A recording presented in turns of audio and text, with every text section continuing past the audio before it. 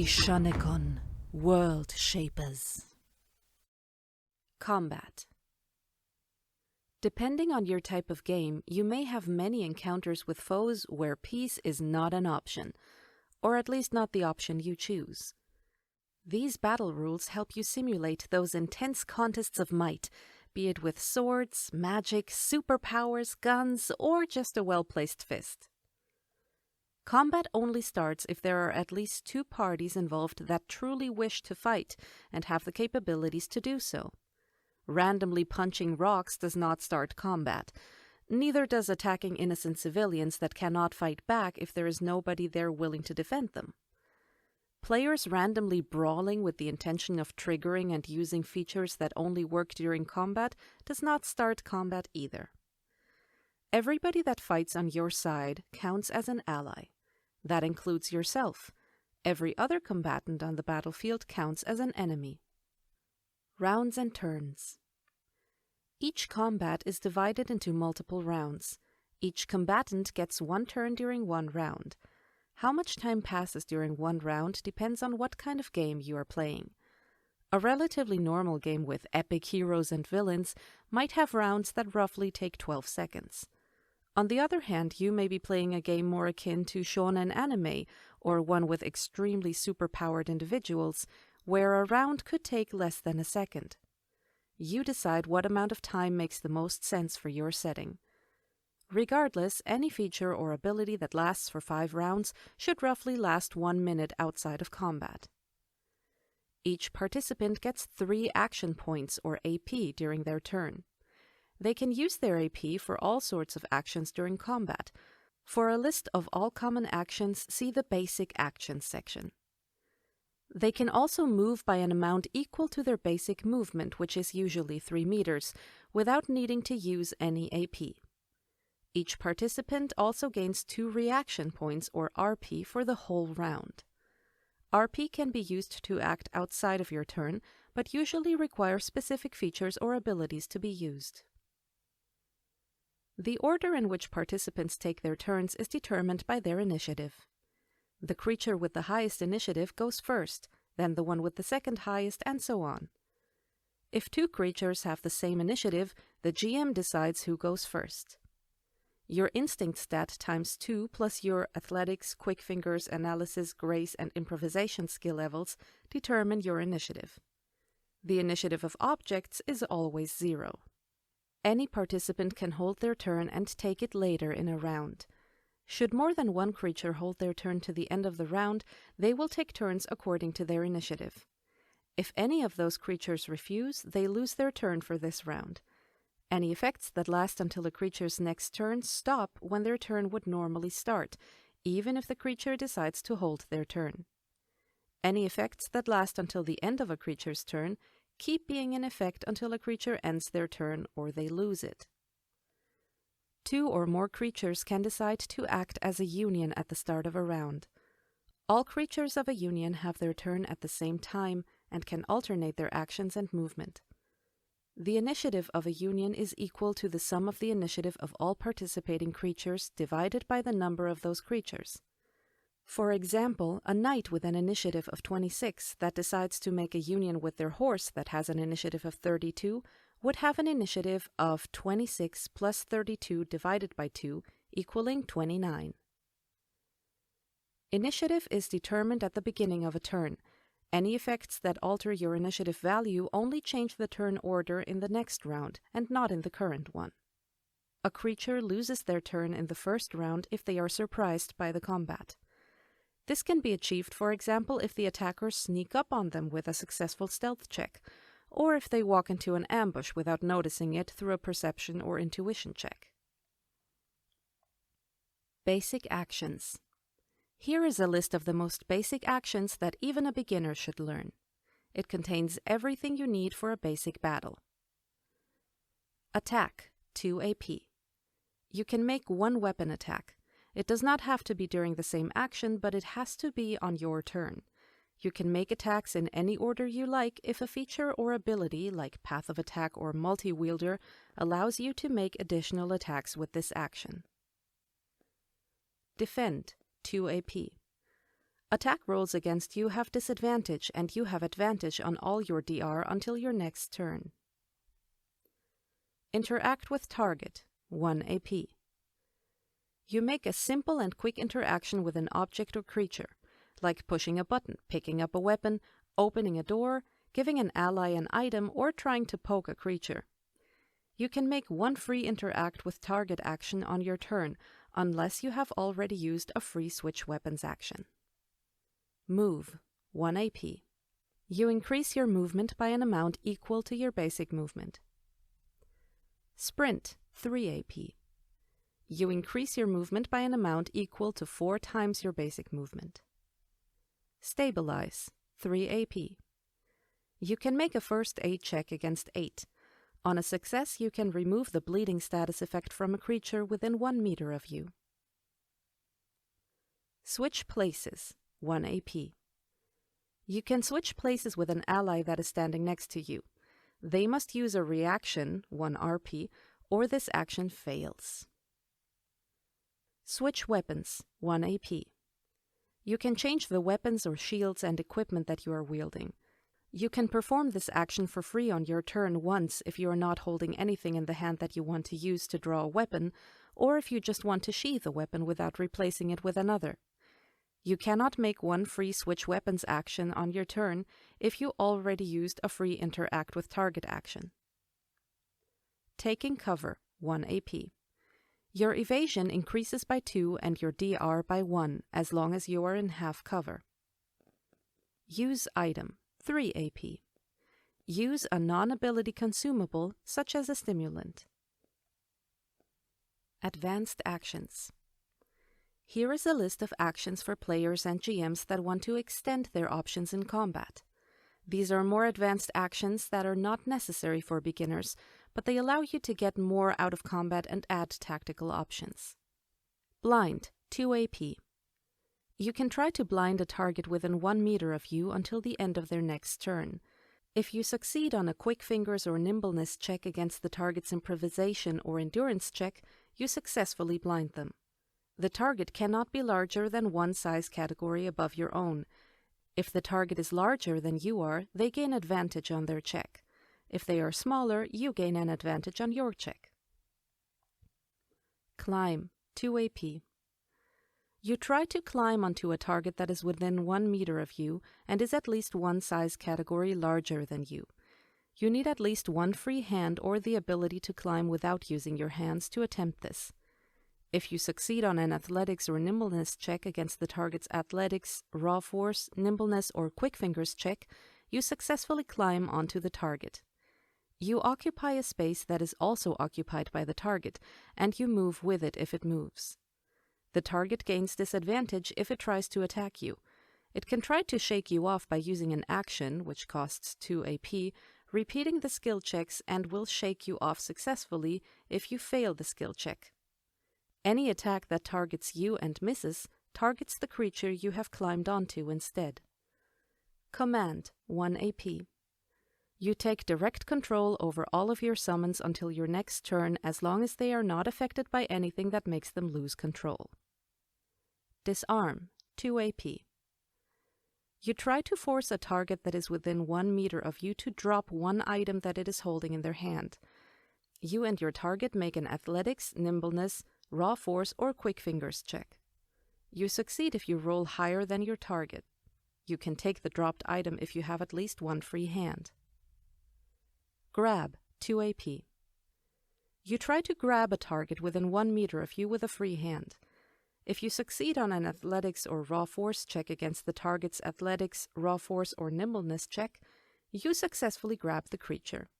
That creature cannot be larger than 1 size category above your own. If the target is larger than you are, they gain advantage on their check. If they are smaller, you gain advantage on your check. Hide, 2 AP. You can try to hide from all enemies if none of them sees you. You successfully hide if you beat their perception check with your stealth check. While you are hidden, you have advantage on all of your attacks, and the enemies do not know where you are. You stop being hidden if an enemy sees you, or you take any action that would clearly give away your location. You stay hidden until the end of the turn. if this happens during your turn. You can stay hidden if you successfully take the hide action after anything that would reveal you and before your turn ends. Shove, 1 AP. You can try to move a target within 1 meter of you up to 1 meter. If you succeed on an athletics or raw force check against the target's athletics, raw force, or nimbleness check, you successfully move them. The target cannot be larger than one size category above you. If the target is larger than you are, they gain advantage on their check. If they are smaller, you gain advantage on your check. Trip, 2 AP. You can try to knock a target within 1 meter of you prone. If you succeed on an athletics or raw force check against the target's athletics or nimbleness check, you successfully knock them prone. The target cannot be larger than one size category above your own. If the target is larger than you are, they gain advantage on their check. If they are smaller, you gain advantage on your check. Cinematic actions and reactions. Sometimes you want to do something during combat that would lead to an epic moment, but the rules do not directly allow it, or at least they make it hard to perform. In such a case, you can use a cinematic action costing 3 AP or a cinematic reaction costing 2 RP and get creative. Using a cinematic action or reaction costs 3 narrative momentum. You tell the GM what you want to attempt before you start your cinematic action or reaction. The GM determines if it is possible or not. Should the GM agree, you must then make a skill check determined by the GM. On a success, you perform your cinematic action and reaction as intended. On a failure, you are unsuccessful and the GM determines what happens. A successful cinematic action or reaction should be at least as powerful as a fully upcast ability. The GM determines the exact effects, but they should use this as a guideline. A cinematic action can also be far more powerful, depending on the suggestion, but the difficulty of the skill check should scale appropriately. 2 or more characters can perform a cooperative cinematic action. Each character beyond the first has to perform a reaction costing 2 RP to participate. Each participant only needs to use 2 narrative momentum instead of the normal 3, and everyone has to make a skill check. It does not have to be the same skill check, and they make it with advantage. The participants succeed in their cooperative cinematic action if everybody succeeds on their skill check. A failure on the skill check of one participant can be compensated by a critical success of another participant. The effectiveness of the cooperative cinematic action should scale with the number of characters participating. If you cannot use 3 AP or 2 RP for some reason, like when you are restrained or stunned, you can use a cinematic burst for 6 narrative momentum instead of 3 to still be able to use a cinematic action or reaction. You can only use a cinematic burst if you have not used any AP on your turn, if you are trying to do a cinematic action, or no RP this round if you are trying to do a cinematic reaction. You can also use a cinematic burst to do a cooperative cinematic action, in which case you need 4 narrative momentum. Here are some examples of cinematic actions and reactions. A level 3 barbarian tries to pick up a table, slam it into 3 enemies standing next to each other, and pin them against the wall. The skill check could be a raw force check against 11. On a success, he deals 4d6 physical damage to the enemies and restrains them as long as he is standing at the table, and keeps using an action costing 2 AP to continue pinning them down. A thief tries to sneak into a mansion through the back door, but they see a guard. They can attempt retroactively to have tried to bribe the guard before to let them in when they try to sneak in later. They successfully bribed them before and are let in if they succeed on a street smarts check against 10. A level 5 martial artist sees a friend die in front of her. She is overcome with rage, potentially awakening an ancient power within herself to turn the tide of the battle, anime style. She could make a presence check against 15. On a success, she regains all of her vitality, temporary vitality, and willpower, and her upcast limit increases by 4 willpower until the battle ends. A level 9 priest and her allies are confronted with an unholy demonic army storming out of a hell portal. She prays to her god, pleading for divine intervention. She could make a perseverance check against 18. On a success, the demonic horde is cast back into the portal that is then closed as her god intervenes. Attacks. Using weapons or some selected abilities against a target requires you to perform an attack. You must target them and, unless it is an object, make an attack roll to see if you hit them. If your target is an object, you hit it automatically. To make an attack roll, roll a d20 and add your weapon or ability hit bonus. Your attack hits if you roll at least the same amount as the evasion of your target. You can choose to miss with your own attack. Every weapon has a primary and secondary stat that determines, in combination with your stats, how high their hit bonus is. The hit bonus is equal to the primary stat bonus of the weapon plus half of its secondary stat bonus. For example, let us assume that you are wielding an axe and have a strength and dexterity of 13. The primary stat of an axe is strength, and the secondary stat is dexterity. Should you try to attack with the axe, you add your strength bonus and half of your dexterity bonus to the attack roll, so 3 plus 1.5, which is rounded down to 1, for a total of 4. You add your ability hit bonus to the attack if you attack with an ability instead. Your ability hit bonus is calculated similarly to a weapon hit bonus, but it uses your primary and secondary stat instead, which are determined by your archetype. An attack is either a weapon attack or an ability attack. There is also a distinction between melee attacks and ranged attacks. Melee attacks have a base range of 1 meter and ignore cover. Ranged attacks have a greater range than melee attacks that depend on the ability or weapon, but you attack with disadvantage should an enemy be within 1 meter of you. If you roll a natural 20 when you attack, you perform a critical hit. Critical hits with weapons increase the damage by 6. Critical hits with abilities increase the damage by 6, plus an additional 3 for every tier of the used ability. Critical hits with weapon attacks that have a maneuver added to them deal additional damage of 6, and the maneuver deals additional damage equal to 3 times the tier of the used maneuver ability. You can deal non-lethal damage with attacks. If you choose to do so and use a weapon, you must subtract a 1d4 from the damage. To deal non-lethal damage with an ability attack, you need to reduce the damage by 1d4 plus an additional 1d4 for each tier. A creature does not start bleeding if you reduce their vitality below 1 with non-lethal damage, and you cannot kill them with it. You cannot drop the vitality of a creature below an amount that would kill them with a non-lethal attack. Evasion. Evasion represents how good your character is at dodging, parrying, and blocking. It determines how hard it is to hit you with attacks. An attacker must roll at least as high as your evasion with their attack roll to hit you with an attack.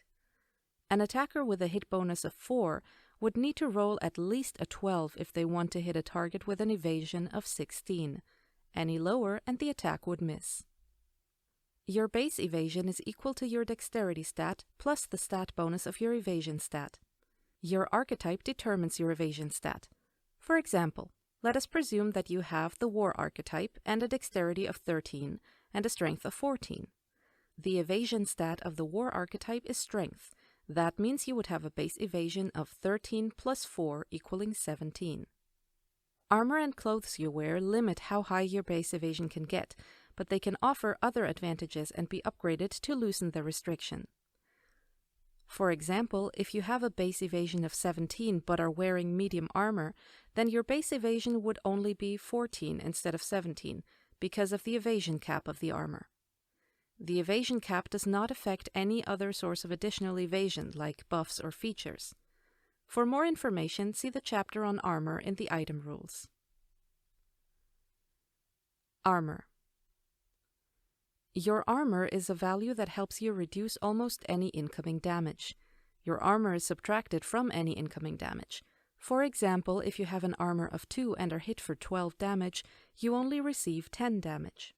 Your armor is only subtracted once if you are hit with multiple damage types simultaneously.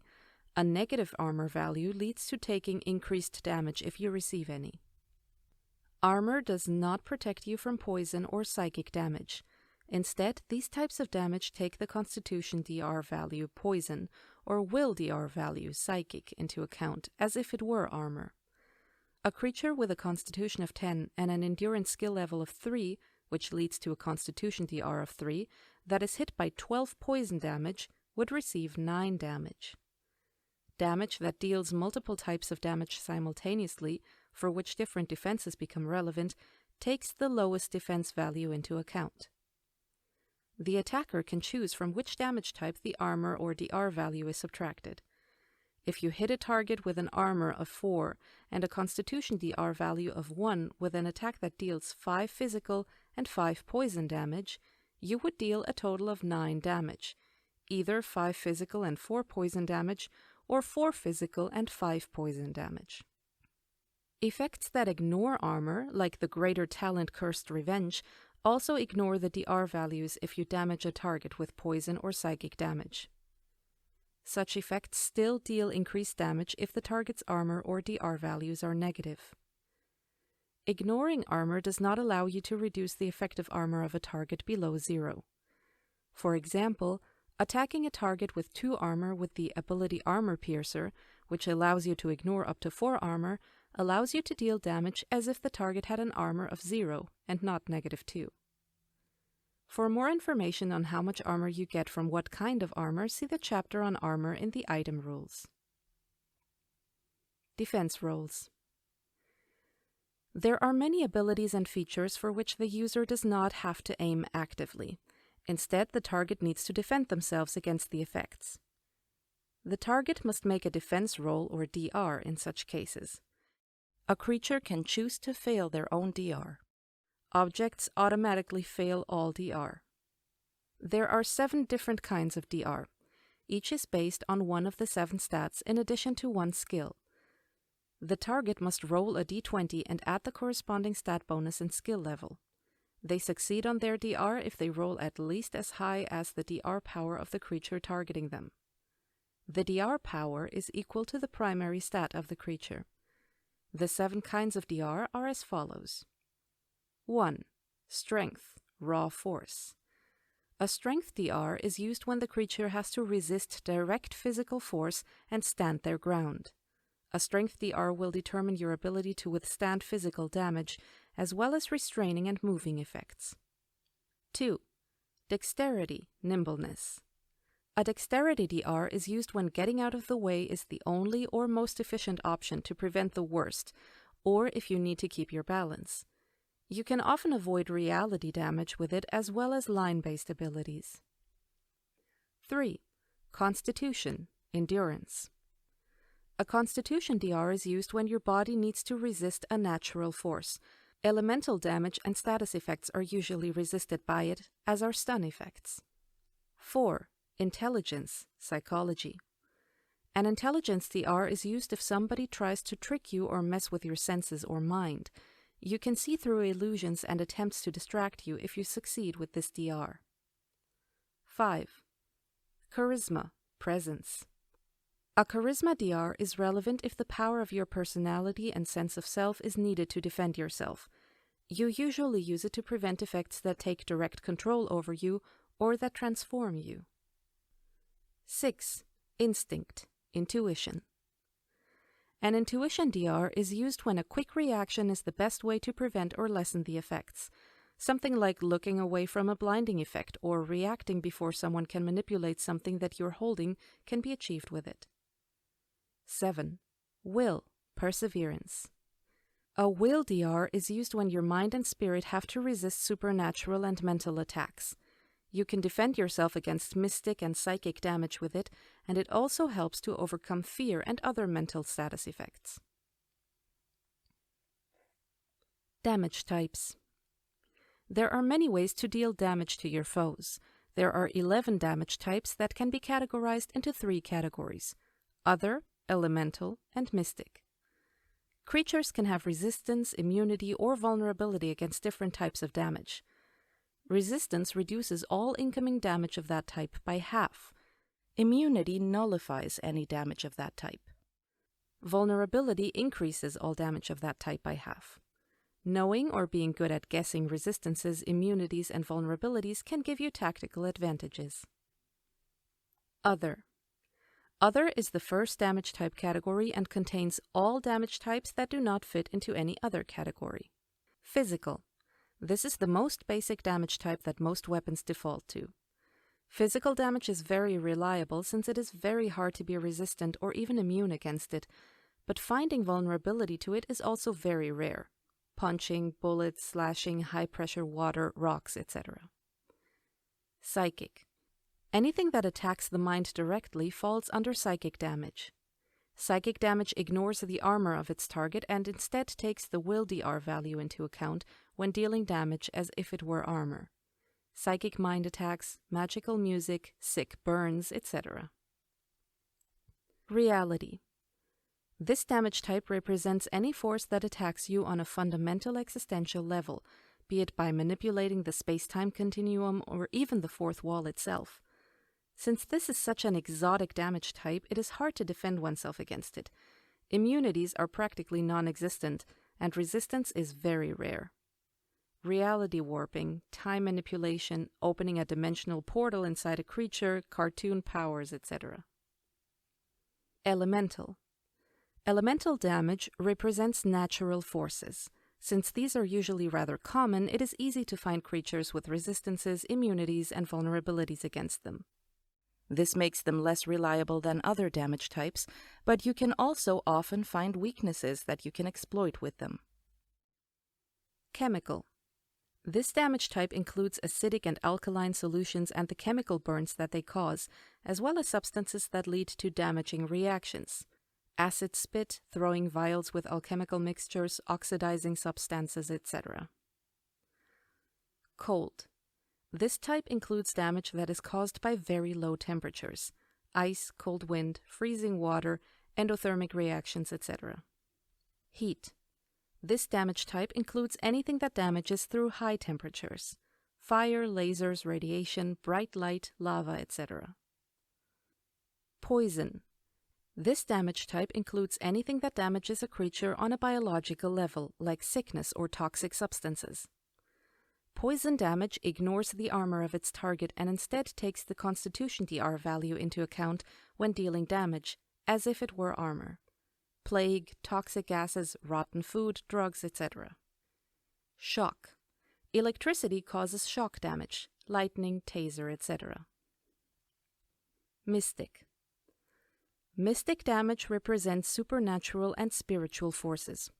Resistances, immunities, and vulnerabilities against them are rarer than those against elemental damage because of their intangible power sources, but they are not unheard of. Curse. Evil and corrupting forces that erode you fall under curse damage. Demonic magic, magical curse, life force extraction, necromantic spells, the touch of an unholy entity, etc. Holy. Divine and cleansing energies define this damage type. Holy damage is non-lethal against biological creatures and does not cause bleeding if they reduce their vitality below 1, unless the one dealing the damage wishes to do so. Holy light, miracles, prayer, divine weapons, etc. Spirit. This damage type encompasses more neutral-aligned supernatural forces, usually powered by the spirit of the creature that uses it. Ki blasts, chakra strikes, manifestations of one spirit, sprite magic, etc. Status effect. A creature or object can be affected by a status effect. Status effects are negative effects that can be applied by all sorts of abilities and features, not to be confused with debuffs. There are 3 categories of status effects: physical, mental, and elemental.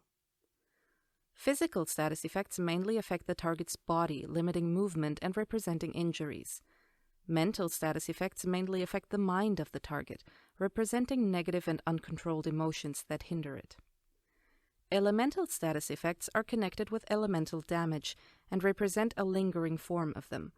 Every elemental damage type has exactly 1 status effect that is linked to it. Dying does not remove status effects. If a dead creature which had a status effect when they died is revived, they still have those status effects as if they had been alive the whole time. You can find a list of all status effects linked in the description. Terrain. The terrain of the battlefield also affects the combat itself. You can either play it as a theater of the mind where the GM and the players imagine everything in their heads, or with battle maps with a grid, where every square is 1 meter long and wide. 1 meter of movement allows you to move to a square, also called a space, that is next to you, even if it is diagonal from you. Sometimes the terrain can be an obstacle that hinders your movement, such as tall grass, uneven ground, or slippery ice. In such cases, you need 2 meters of movement to move one 1 meter square. This is called difficult terrain. You can freely move through a space occupied by an ally, but you cannot stop there.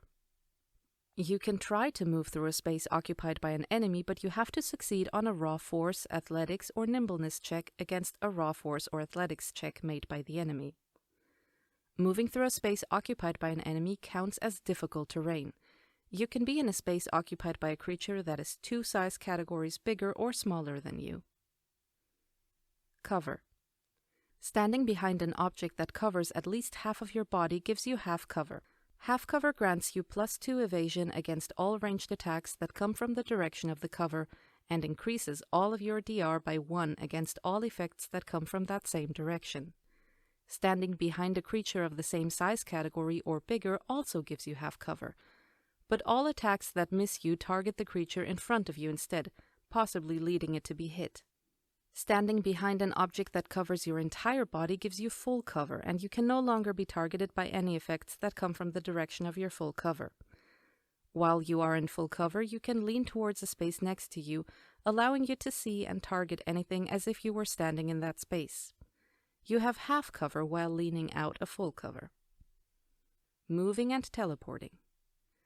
Moving a target into a space that is already occupied forces the creature or object occupying that space to make a strength DR.